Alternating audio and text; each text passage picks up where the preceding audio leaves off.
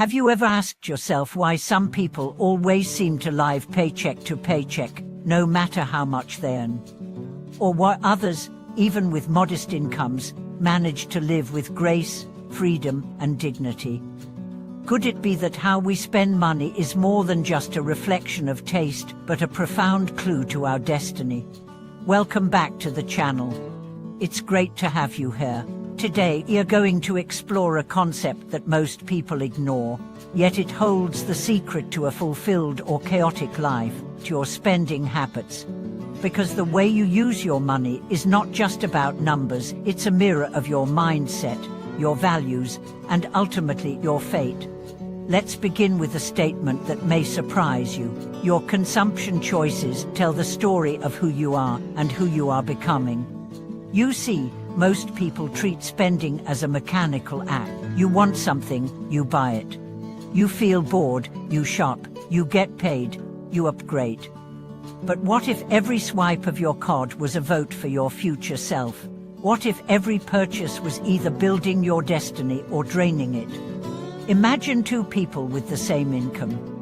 One spends thoughtfully on high-quality food, meaningful experiences, education, health, and tools for growth. The other spends impulsively on status items, fast fashion, flashy tech, and indulgences that don't last. Fast forward 10 years. One has built a solid foundation, a calm mind, a growing body of knowledge, strong networks, inner peace. The other is stressed, in debt, emotionally scattered, always chasing the next dopamine hit. The difference was never income, it was intention. Let's look at a real-life story. A couple in their 30s, let's call them Emma and Tom, had completely different spending philosophies. Emma believed in spending on the invisible: nutrition, courses, books, therapy.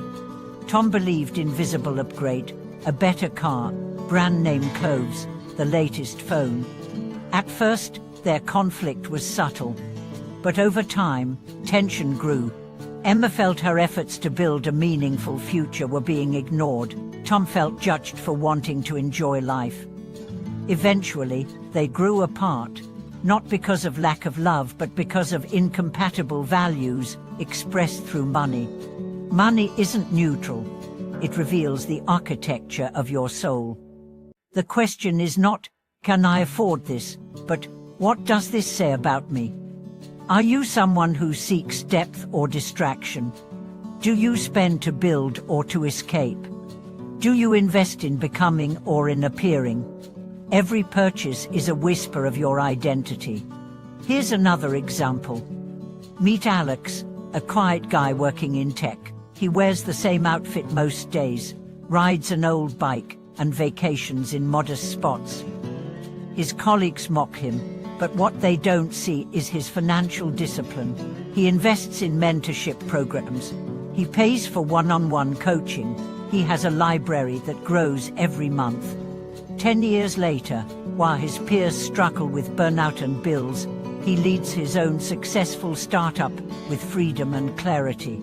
The world underestimated him because he didn't signal wealth, but he was planting seeds that bloomed in time.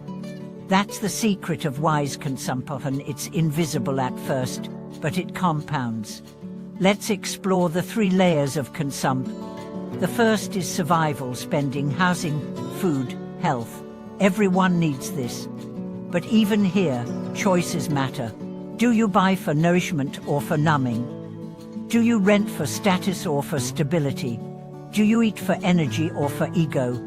The second is development spending: books, education, travel, coaching. These are the expenses that don't bring immediate pleasure, but long-term returns. They elevate your thinking, expand your network, refine your taste. People who understand this layer are rarely loud, but they are the ones who rise quietly. The third is legacy spending: giving, art, experiences that feed the soul, supporting your family, funding a cause, leaving something better than you found it. This is where spending becomes sacred. But there's a trap most fall into: emotional spending. You feel lonely, so you buy. You feel bored, so you scroll and order. You feel insecure, so you chase status. This loop is a form of self-abandonment. You trade your future peace for a temporary fix. What if, instead, you paused every time you wanted to buy something and asked, "What am I really feeling right now?" That question alone can save you years of regret. Let's talk about debt. Debt is not always bad, but unconscious debt is poison. When you borrow not for building, but for appearances, you are mortgaging your future to impress people today. I once met a woman drowning in credit card debt, not because of emergencies, but because of image. She wanted to keep up, to feel seen, but the price was anxiety, insomnia, and shame. Freedom begins when your self-worth no longer depends on what you buy. So how do we shift into conscious consumption? First, track your spending, not to punish yourself, but to become aware. Awareness is power. Second, create a value hierarchy. What truly matters to you? Health, learning, peace.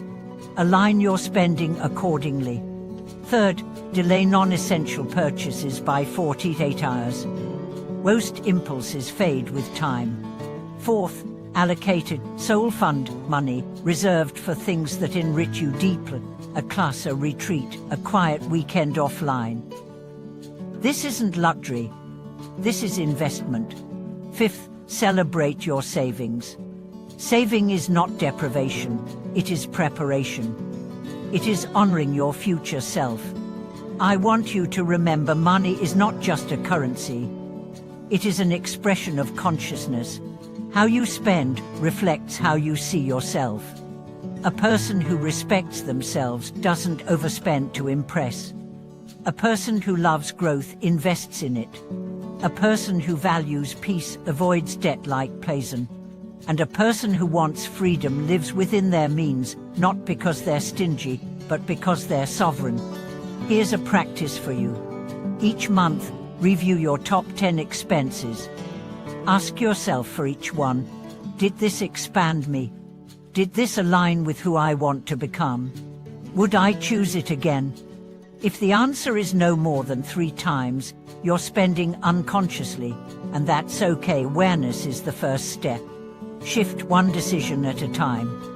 The more intentional you are with your money, the more aligned your life becomes. Because money isn't the goal. Freedom is. And freedom is built not by earning more, but by spending wisely. So next time you're about to buy something, don't ask, "Can I afford this?" Ask, "Does this reflect who I truly am?" Thank you for watching this video. Let me know in the comments what's one purchase you've made that changed your life for the better, or one you regret, and what you learned from it. Don't forget to like, subscribe, and share this with someone who's ready to transform not just their wallet but their entire life. See you in the next one.